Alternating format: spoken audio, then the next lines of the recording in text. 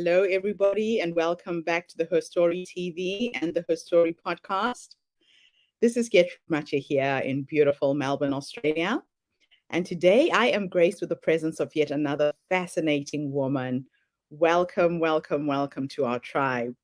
Please tell everybody your full name, where you're based, how old you are, and share your story with us today.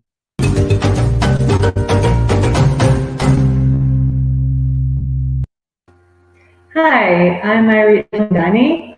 I live in Denver, Colorado, and I'm 48 years old. I am the CEO and founder of askBelynda. askBelynda is a greentech startup that helps consumers find and buy reliably sustainable products while they're shopping online.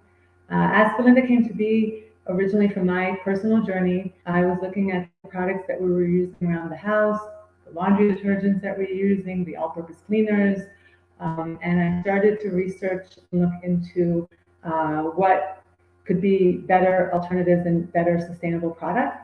And I realized that it's really hard to do all the research and look into all the certifications and the ingredients in the products and really pick, the right products to replace the ones that we were using.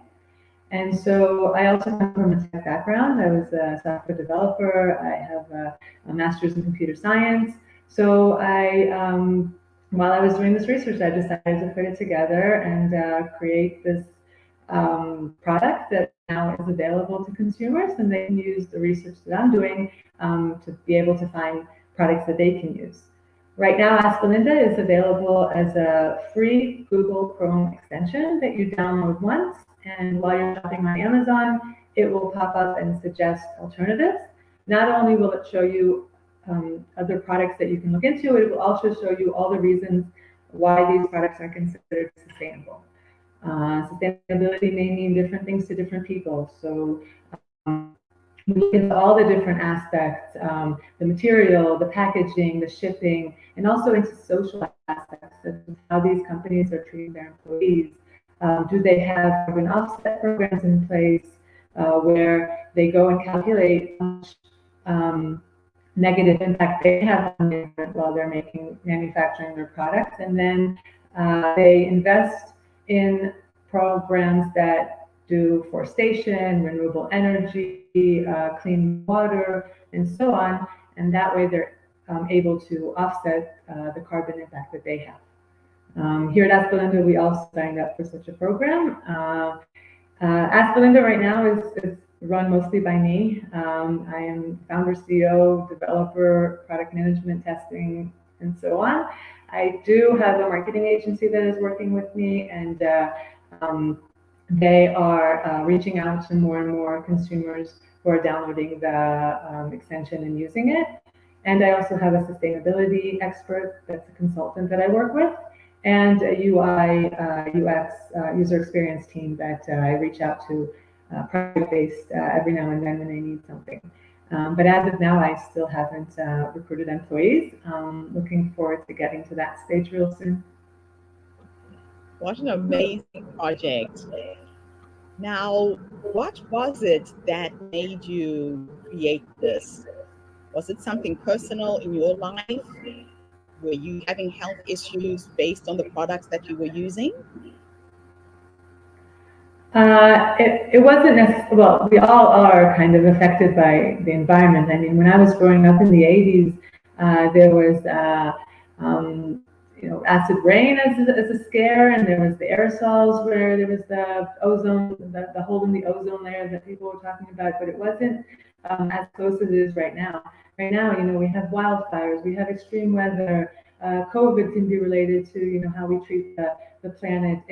It's all around us, the impact that we have on the planet, and I'm really passionate about the environment, about doing good.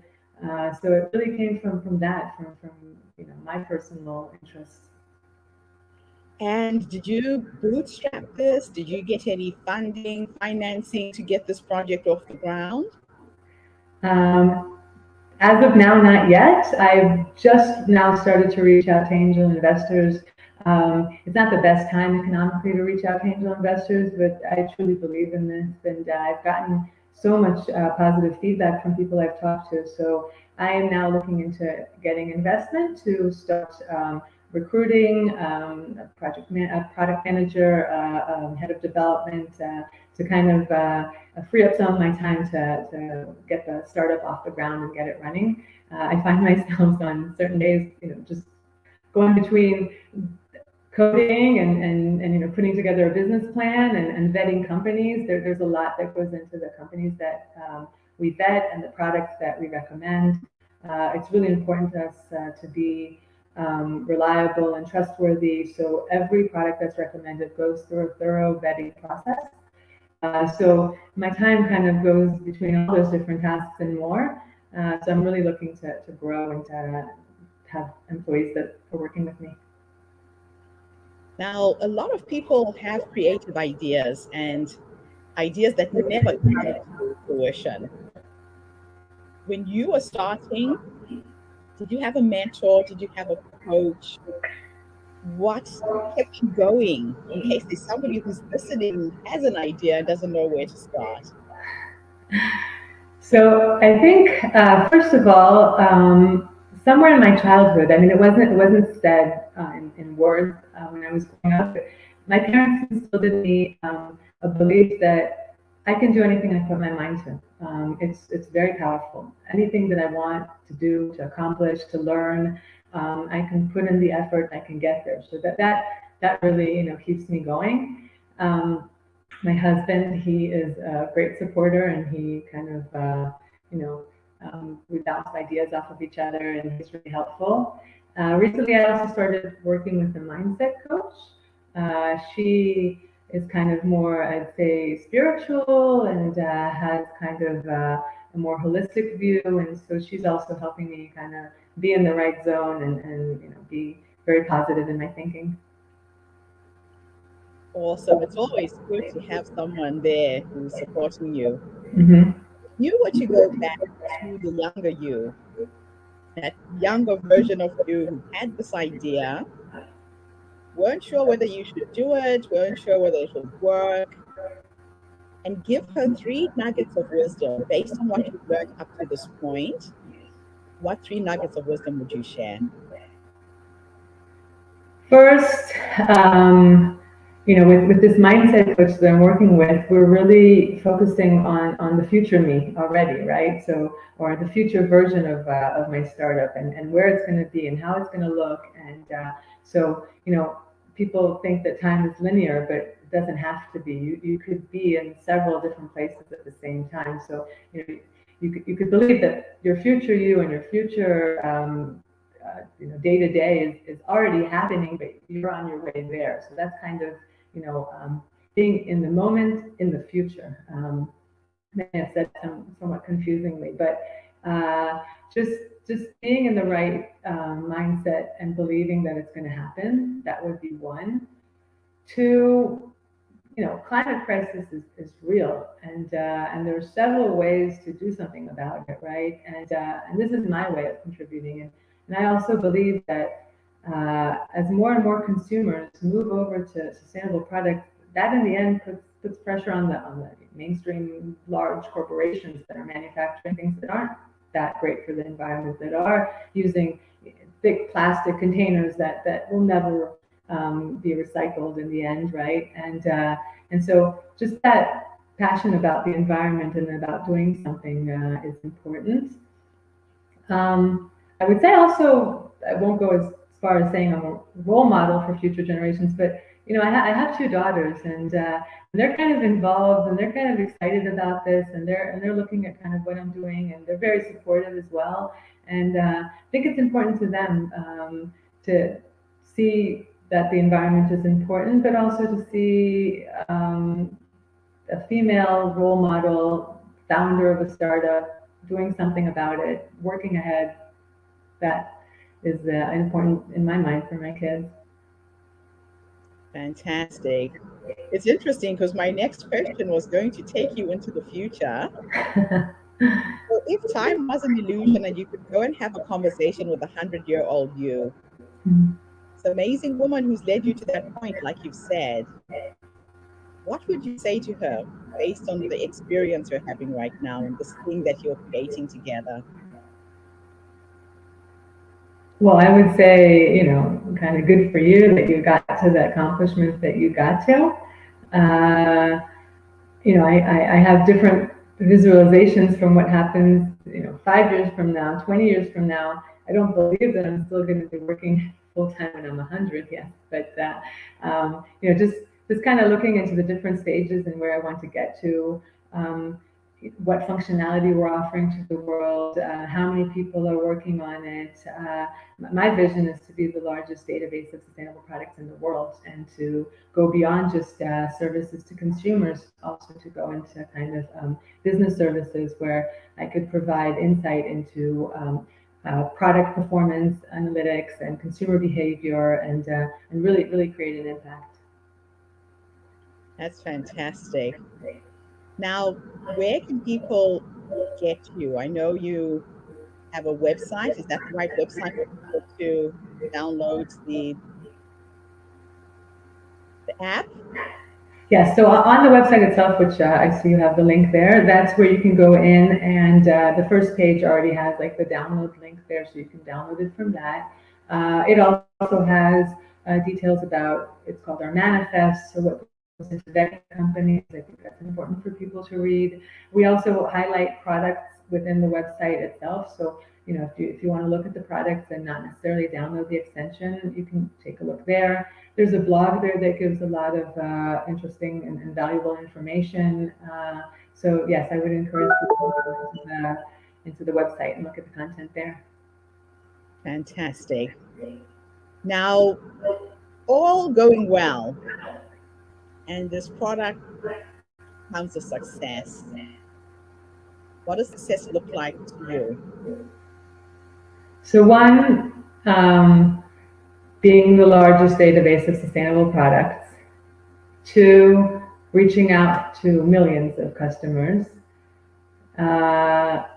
Three, having a big team of passionate employees that are enjoying their day-to-day work. And at the end of the list, I want to be profitable. But profit is not what's driving me. I mean, it's important, obviously, to put that profit back into the business, but that's not the driver. Awesome. Now, I meant to ask you, what does Ask Belinda mean? The name of the business, the name of this app, where did the name come from? We were playing around with with a lot of different names. So the idea is, again, it's supposed to be a trusted advisor, right? So we wanted a character, and we have images of a character that I call Belinda. I don't think that's her real name, but so Belinda is kind of your trusted advisor, your friend, who you go to consult with, and she's recommending these products. So it's asking Belinda. That's where the idea for the name came from. Very, very creative. Yeah, I wondered. And even the spelling of the word Belinda, I thought there was something else embedded in that. No, like abbreviation of I don't know, first initials of people's names. No, it's just Belinda. Yeah, it could be with the I, but I don't know. The Y created kind of balance with the kind of the K and the B. Just kind of looked better to me. I absolutely love it. So, is there anything I should have asked you and I didn't?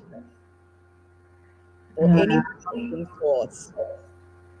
Well, we're talking about sustainability, right? And I just maybe want to suggest or give some advice to people that are watching. Some find living sustainable or thinking about living sustainable is something that's kind of an all or nothing, right? Either you live off the grid and you grow your own food and you never buy anything, or you're not sustainable, right? And I want to, offer a middle ground, right? There's a lot of different things that you can do. There's a lot of things, if you look at your day-to-day, the products you're using, the way you're using them. Are you using reusable containers? Are you, throwing things away that you could maybe reuse and recycle? So just take stock of what you're doing on a day-to-day basis and see where you can do small steps towards living a sustainable lifestyle. And the more small steps you do, the more you're in on that journey. So don't be afraid to be kind of on the way and not be all or nothing. That's awesome. Yeah, I think it's when we all become conscious of our spending habits that we change the world. Where is my money going? Have I read a label? Is it sustainable? We just have to have that in our consciousness when we consume. And if enough people start to do it, we will see a big change in the world, I think.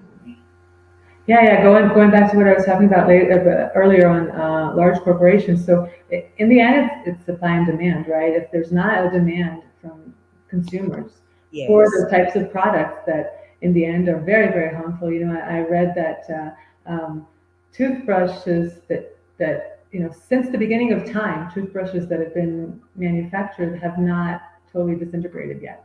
Okay, or Oh, or a lot. There's so many statistics out there. yes.